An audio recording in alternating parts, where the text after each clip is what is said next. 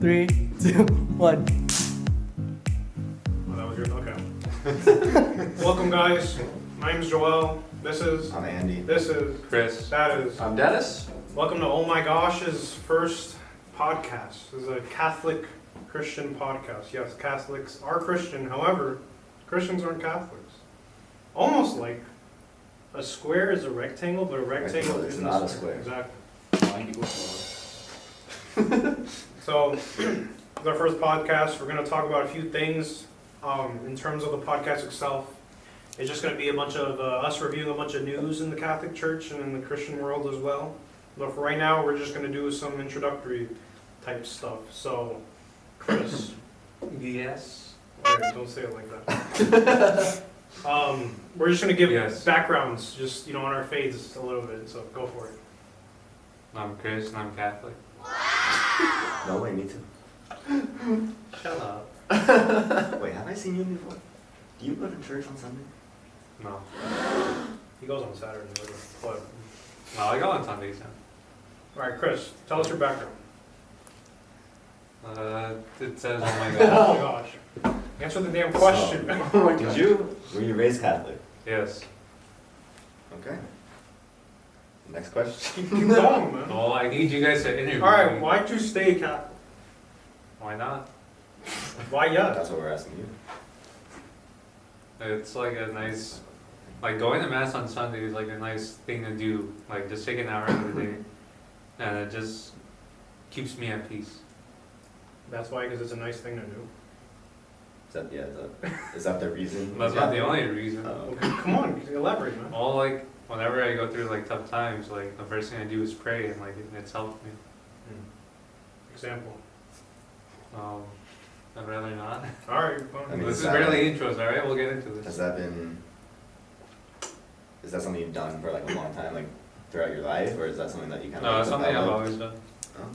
So you just, out of the womb, you're just Like, if praying. you could, Yeah, I came out the womb and had a rosary in my hand.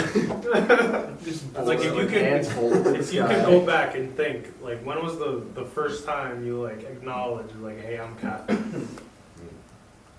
Probably when I was like 4. Really? I mean, You I went remember to a private Christian school when I was 4. Hmm. So I've always just been taught Damn, that's money. like ever since like For real? ever since like kindergarten I've been memorizing like Bible verses. Wow. Alright, favorite Bible verse? Probably the one and you're putting it on the spot. Ezekiel 25:17. No, it's not a real verse. Lunch Well, 12:15? the one that Paul says about love. What about love? I was patient. I In was Corinthians? kind. Yeah, Oh, yeah, 2 Corinthians 13. yeah. Oh my gosh. Okay. Why? I just remember the first time I heard it. I was probably like, I don't know, 14 to 15. I had never heard it before. And I thought it was interesting to like hear that part about love. Alright, Dennis, who we only met, like, I want to say like half an hour ago, Yeah. playing Minecraft. Pretty much. So I was raised Catholic, since I was, as long as I can remember. My family has always been, devout. We've always gone to church every Sunday. We go to, we try to go to confession at least once or twice. As a family? Yeah, as a family, like once or Damn. twice a year. My grandfather actually taught me in religious education one year.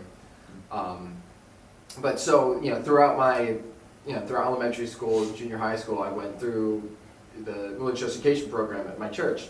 And, it helped me stick with the faith, and I really, got a pretty deep understanding of what it meant for me to be Catholic, which is just that basically, at that time, I thought, it was just, I was having a conversation with God. And then... What did he say? What? What did he say? Well, you see, that's the thing, is that you can't understand that. Ah. It's like tough, because, he's God. Ah. But anyways, so after 8th grade, religious education ended. I went through, I got confirmed, concluded my initiation sacraments, and after that, 9th grade, 10th grade, I really started to kind of fall away from the faith I made some friends that weren't making the best choices for me. I felt more stressed and things like that I didn't used to do or feel. And then finally, like beginning of 11th grade, my parents encouraged me to go on a retreat, and so I went on this encounter retreat for a weekend, and it was a whole bunch of teenagers like my age running the retreat, talking about how their experiences with God affected their lives, and then that experience affected my life, and that really brought me back to the church. And so now since then I've been as devout as I can be, and that's now 2.5 years ago. So that really turned my whole life around. What is it with retreats doing that? They're very especially like when they're led by other teenagers, they're really powerful. That definitely. I feel like when they're run by adults are stupid, by the way. When they're run by adults, it really doesn't mean a damn thing. It's all about that connection that you get from the people who are talking to you about this stuff. True. Anything else? I don't know. I mean, I've been a lot happier since I came back, so I'm glad that I was able to make that course correction. Amen. Alright. Andy. Alright, so surprise, surprise, I was raised Catholic also. Whoa. Yeah. No manchas. Both my parents were raised Catholic.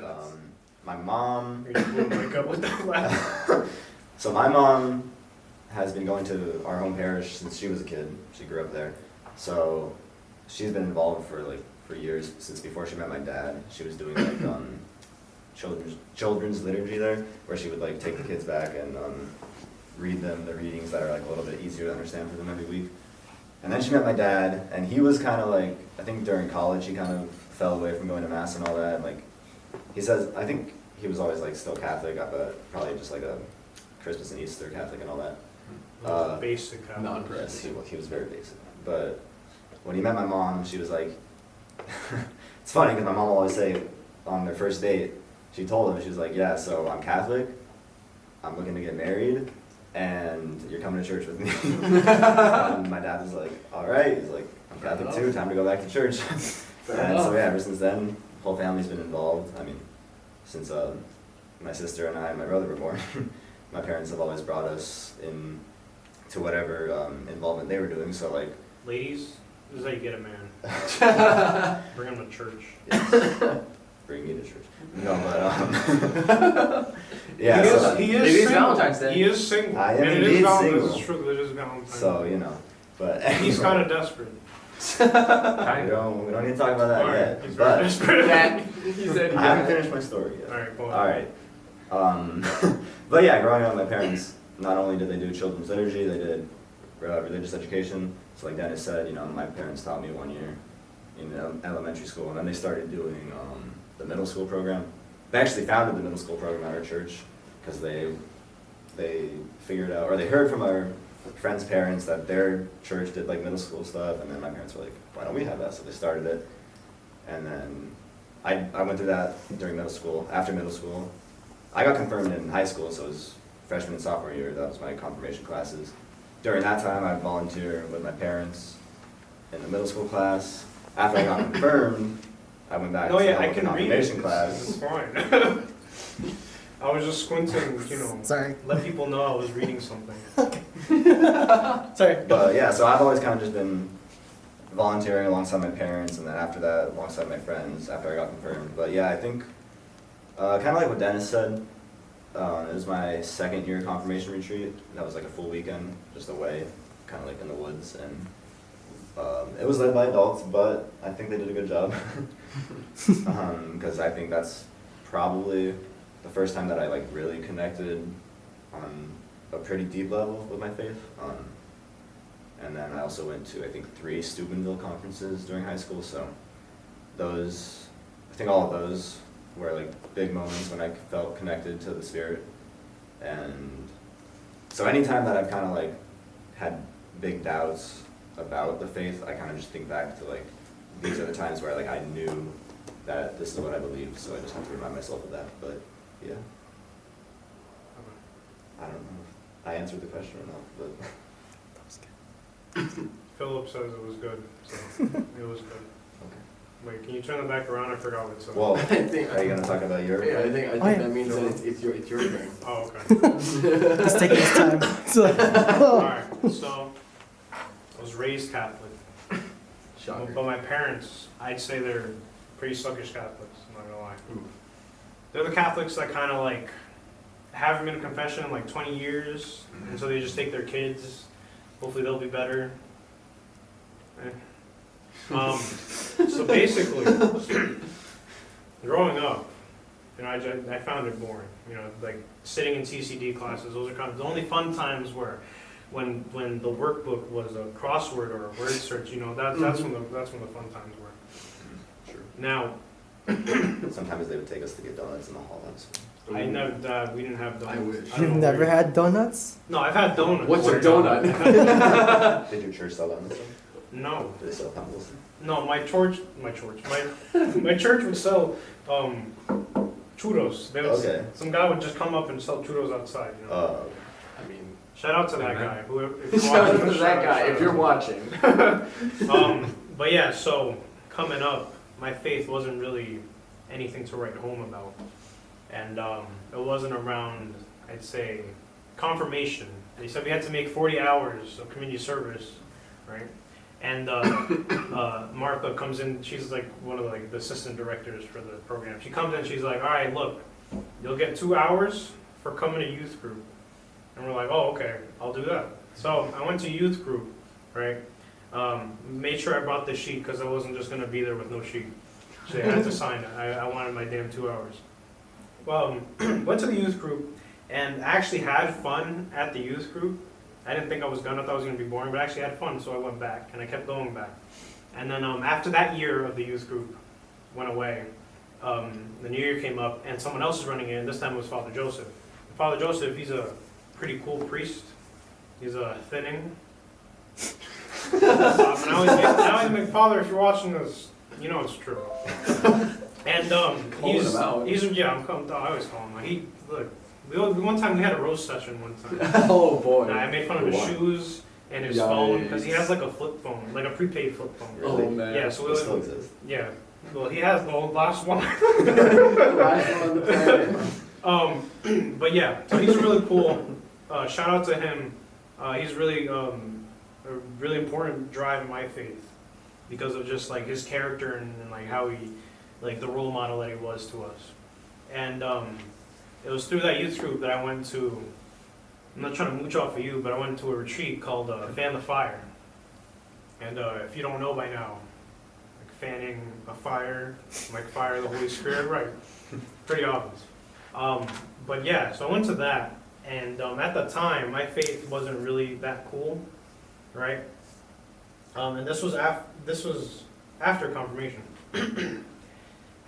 So I went to confession at that retreat, and I was telling myself things that kind of like justify the things that I was doing at the time, and then I come into confession and I tell the priest my sins, and literally everything that I had told myself was the stuff that he told me back, and just saying like, yeah, that's not gonna work if you do this and that. And then in my head it's like, well, how did he know to tell me that stuff when I didn't tell him that was what I was telling? So to me that was like, okay, God's actually, this was, actually like God working through him. And so that kind of, flipped a switch in my heart, I guess, and it turned me on to the faith more. And there was one year, my mom, it's like a week before CCD begins. And What's she's CCD? Like, Religious. Sunday school. Religious no, education. I got this. Christian Catholic doctrine. That's probably wrong. Is that right? I don't know. I'm pretty sure that Christian Catholic taught something like that. Cool. It's a name for religious education. Catholic doctrine, I know that's the C and the D. I don't know what the other C is. Cool Catholic doctrine. But yeah, so my mom was like, you're volunteering tomorrow, remember, right? And I'm like, what you mean, right? And she's like, remember we signed you up for volunteering? I'm like, no, who's we? And she's like, yeah, you said, I remember I asked you. I'm like, no, you didn't. And she's like, yeah, I did. I'm like, no, you didn't. And she's like, where you're going? I'm like, All right, fine. So I was forced to volunteer to help the catechist. The catechist is the person who teaches the class, by the way. And first year there, I'm helping out for the fourth graders, which is like the communion class.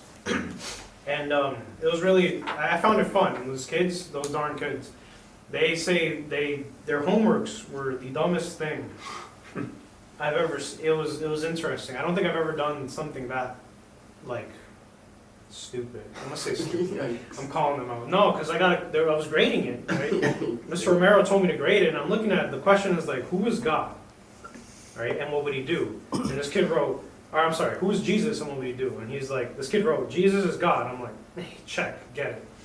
And then where he put under what would he do, he wrote, and he would kill God. And I was like, whoa. Wait, time out. Am I looking at this wrong? But yeah, so after that year, I taught catechism. Oh, getting closer. So after that year, I taught catechism, and that was an interesting experience because it's one thing to just kind of like live the life, and it's another thing to like go up to kids and be like, hey, you can't. This is how you're supposed to, do it. And you can't do that and not do it. Yeah. Right? It's just like it doesn't work out because you're constantly feeling guilty if you don't do it. And so that really turned me around my faith a lot. And so then like I started teaching and I started doing more. Like I became one of the youth ministers at the youth group, and I started presenting in front of those kids, and yeah, it was really a great thing. It was cool. That was my come up. Andy, ask that question. All right. If I can read the cue card. Have you experienced other Christian denominations? Well, that grammar's off. It is a little off, sorry. It's okay, I know. Interactions or worship? I mean, I'm so sorry. I've been, for the most part, I've been part of the RCA here, which is the Rensselaer Christian Association. So for all of last semester and all of this semester that's happened so far, I've been doing worship on Friday nights with how long have we been not going? just Sorry. So I've been doing worship every Friday night with not just Catholics but all denominations of Christians. It's really interesting because you kind of get perspective on the way that as Catholics we worship our faith, the way we go about worshiping God, and it almost kind of makes things clearer in a way, because you hear the way other groups do it, and it's like there's something that for me anyways, it was just like it made me understand the way I do it better. It just made me feel more confident and more clear in the way that I practice. Are you saying that other Christians suck? No, I'm just saying that by experiencing what they experienced, it also cleared things up for me as well in the way I experience my faith. Okay. What do you mean by that? I don't know, just the way that, hearing about how the other denominations go about their worship ceremonies, it somehow clarified the reason why we do certain things in our own ceremonies. The way that, the reason why we do certain parts of the Mass. ceremony, the Mass, Right. in the way we do it. Okay.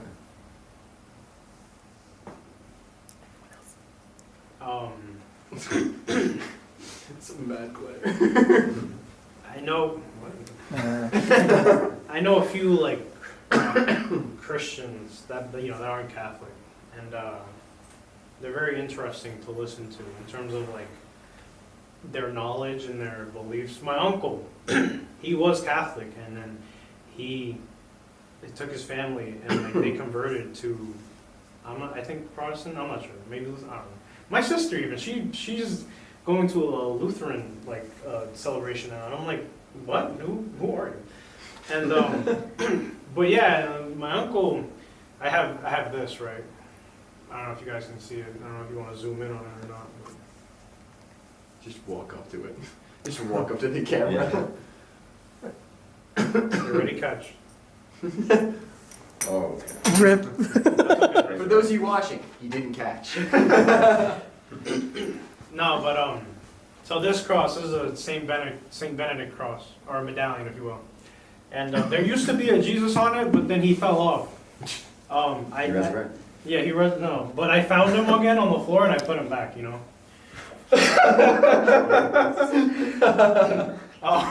See, we're Catholics, we can joke like that. That's enough, Philip. Sorry, can't fix it. Oh well, too late. It's okay. It's okay. Cut. No, okay. No, don't leave it alone. It's part of the experience. Yeah, it's part of it. All right, so my uncle, I wear that, and my uncle would be like, you shouldn't wear that, all right, because he came off the cross, all right, and then he resurrected, and he's alive again. And in my head, I'm just thinking, I'm like, that's not the only, yeah, that's cool and all, well, that's not cool. That's basically our whole faith. Like that is true, but there's a certain symbol behind, a cross, and it's not just that Jesus fell off, or not fell off, that Jesus came off of it. And, it's the fact that we put him there. It's the fact as believers, we celebrated him coming into the town, right, and then just turned on him, right. It's reminding us of what we did, and then again reminding us of what he did afterwards, and still loving us even after that. So did you tell your uncle like jokes on you? He didn't know. Get pranked. No, he hasn't seen it. He hasn't seen it since. Oh, well. 1 Corinthians chapter 1 verse 23 verse 25.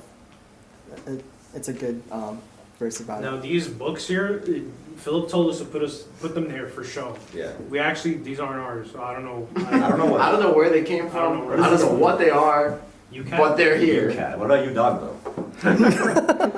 But I'm not a kid. English too. Still proud. Today, Chris. Corinthians what? Chapter 1 First Corinthians chapter 1 verse 23 to 25. Chapter 1, verse 23. It's 25. Okay, let's see. For Jews demand signs and Greeks seek wisdom, but we preach Christ crucified, a stumbling block to Jews and folly to Gentiles. But to those who are called, both Jews and Greeks, Christ the power of God and the wisdom of God. For the foolishness of God is wiser than men, and the weakness of God is stronger than men. That's interesting. Is God foolish? Just make I sure. mean, I think what I'm trying to say is not necessarily that God's foolish, but that if God were foolish, even his foolish moments would be wiser than and the any man. wisest man, yeah. No, I thought it'd be more foolish than how we could ever be foolish. Isn't that like it's hitting extremes, isn't it? No, it's I don't. The foolishness the not foolishness of oh, God it's is wiser oh. than men. So like I'm stupid. God's most You're not foolish stupid. moment. You Nah, just I cross the heard that arteries. so wrong. I heard that so wrong. No, yeah, that makes It's sense. okay.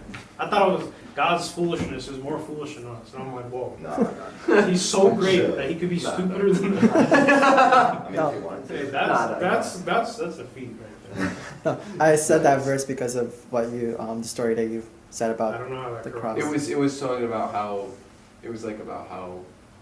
we put him there, and it kind Yeah. of connected Yeah, with that. how in every cross, or like in the Catholic parishes, there's always a corpus or Jesus' body on the cross, and that just reminded me I of. hope the mic is getting you. That No, I'll subtitle it. I hope you remember what you said. Oh, yeah.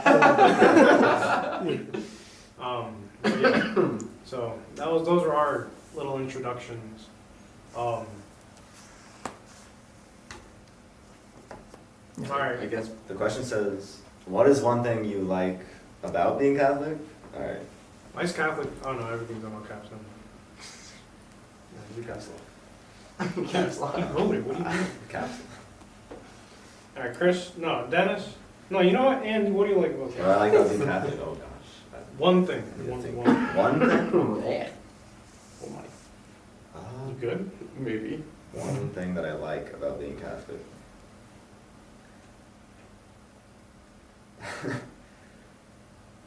I mean, right now, like, since coming to college, I really like the community that I've become a part of, even though it's like a small Catholic student community. I feel like it's been very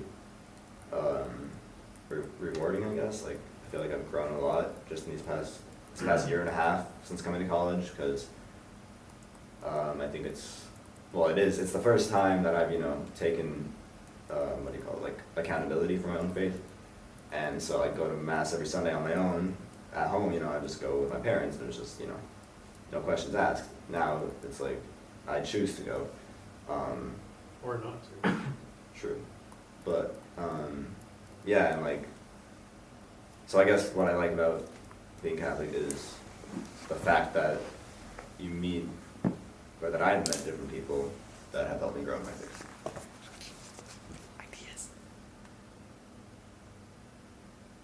Who's next? Are those your favorite Anybody? things?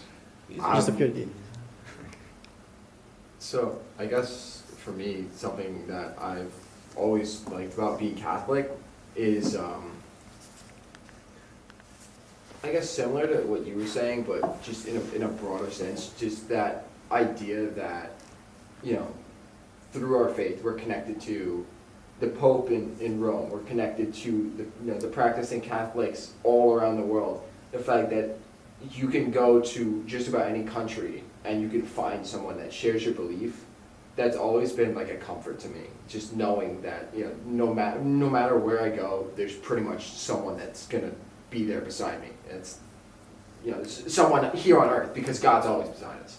But like someone down here on earth who I can hold a regular conversation with that shares my beliefs and shares my, the way I believe things.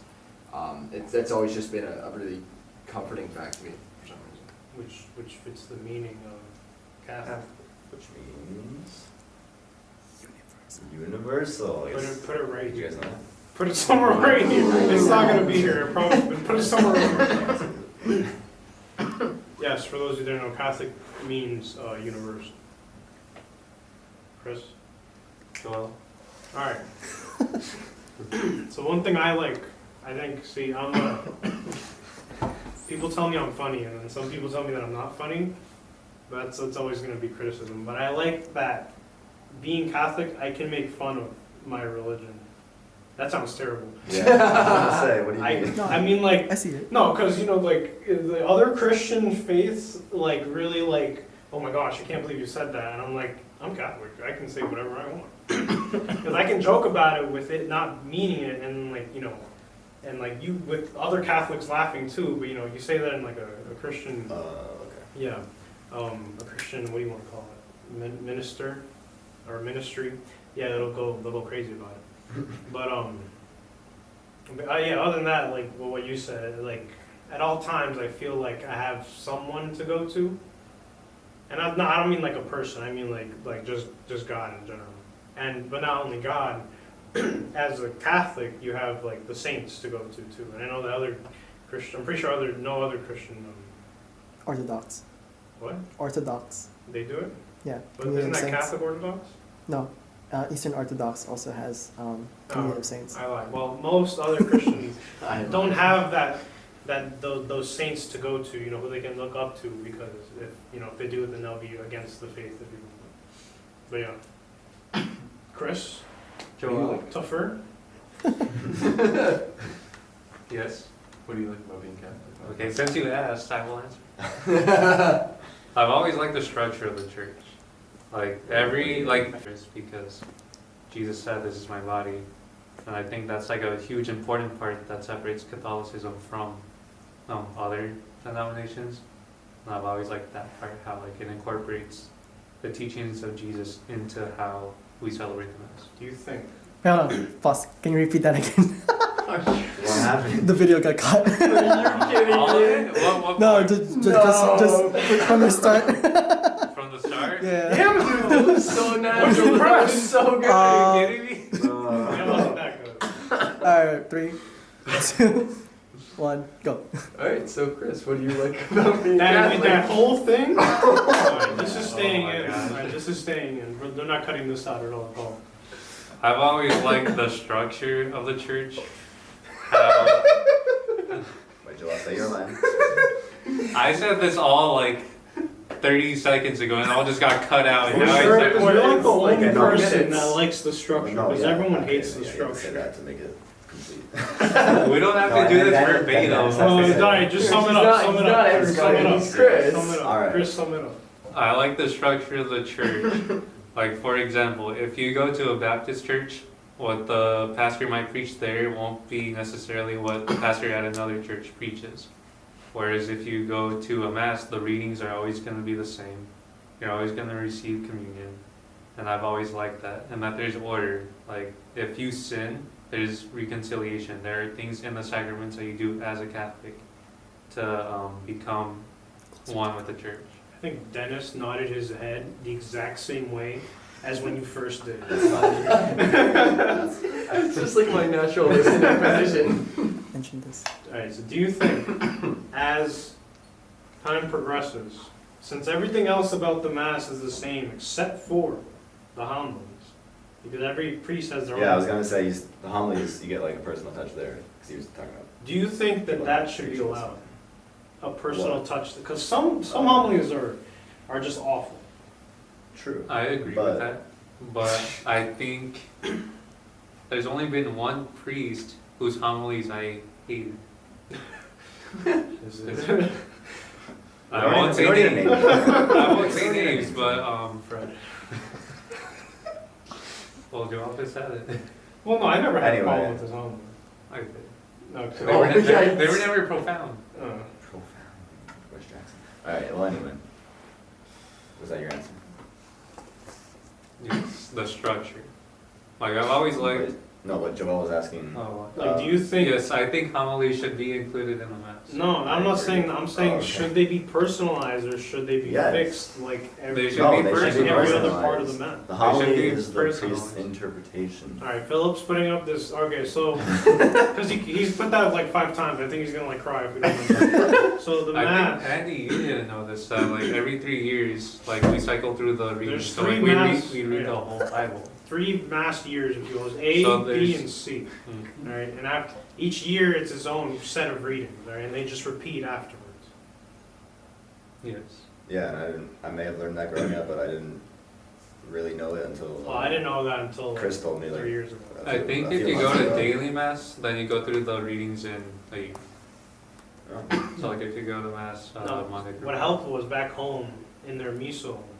There's a. It literally says like, isn't it miso? I don't know. I've never said. I've said Missile. missile. Missile? I mean, I'm not shooting at you.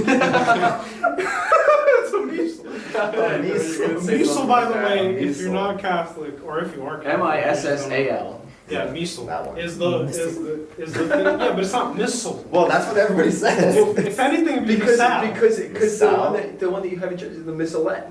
Missile. Yeah, everybody says missile. All right, Do you say missile. missile? See, in Spanish, it's Whatever, misa, it doesn't okay? matter. Yeah, that makes. Missile. All right. Missile. It doesn't matter. That thing, Missile is the that thing. book that has all the readings, and you open. You're supposed to have one on you, follow the readings and whatnot.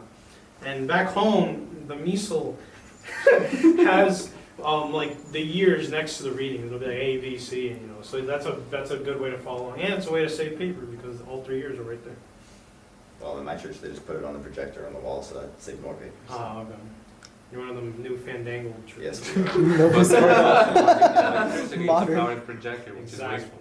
That's true. But You're seeing mass. If you use paper, you can recycle that, and that's environmentally friendly. But people aren't.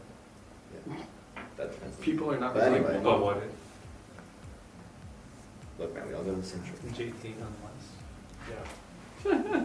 But yeah. So this is oh my gosh. This won't be the structure of the podcast to come ahead. There'll be more like news type things. This is our first time. We're giving you a little introduction of what a little taste of what you'll get. What was that? It's a little taste. Come on. Yeah, exactly. But yeah, thank you for watching if you do, and for listening to our nonsense. If this video hits 1,000 likes, we'll do an ASMR video. I'll do one right now. Yeah, like, comment, subscribe. Hit the bell. You don't really say that in a podcast. Ring the bell. Ring my bell. We'll do podcasts that usually get filmed. Yeah, Yeah, so video video podcasts. podcasts. which this is. Anyways, I think this is irrelevant at this point. Yeah, this one. All right. See So you. anyways, thanks for watching. Okay. Have a good one.